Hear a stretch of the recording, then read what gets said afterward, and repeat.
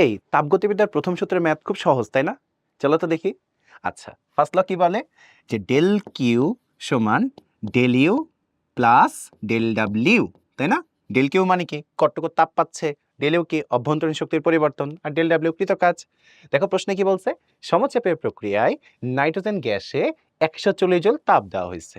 তোমাকে বের করতে বলছে অভ্যন্তরীণ শক্তির পরিবর্তন কত আর কৃত কাজ কত। দেখো তাপ পাইছে কত?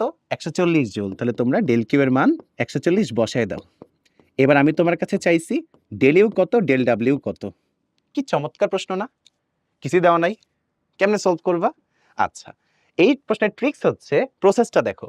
সমচাপীয় প্রক্রিয়া, তোমাদের কি মনে আছে সমচাপীয় প্রক্রিয়ায় ডেল কিউ বা তাপ শক্তি গ্রহণ বর্জন বের করার সূত্র কি ছিল? সূত্র ছিল ডেল কিউ সমান এন সিপি ডেল টি। মনে করে দেখো। আর আমরা জানি অভ্যন্তরীণ শক্তির পরিবর্তন সব সময় কি হয়? ডেল ইউ সমান এন সিভি ডেল টি হয়। এই দুইটাকে ভাগ করে দাও তো। এই যে ডেল কিউ আর ডেল ইউ যে সমীকরণ আসলো, ভাগ করো। ভাগ করলে কি হয়? Del Q by del U. দেখো উপরে এন নিচে এন কেটে যাবে, ডেল টি কেটে যাবে, পরে থাকবে কি? CP by CV. আমি জানি তোমরা জানো সিপি বাই সিভি মানে কি। কি বলো তো? সিপি সিভির অনুপাত হচ্ছে গামা। এবার ভাই আপুরা বলো, আমাদের ডেল কিউ এর মান কত? কতটুকু তাপ পাইছে? উত্তর হচ্ছে 140 জুল। বসায় দাও 140 বাই ডেল ইউ।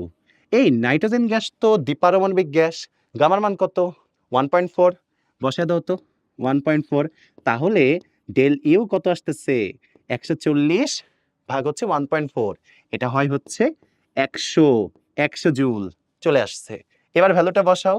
যদি আমরা ডেল ইউ এর ভ্যালুটা 100 বসাই দেই, তাহলে দেখা যাচ্ছে আমাদের ডেল ডাব্লিউ চলে আসবে কত?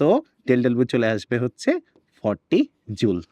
দেখছো কি চমৎকার একটা প্রশ্ন।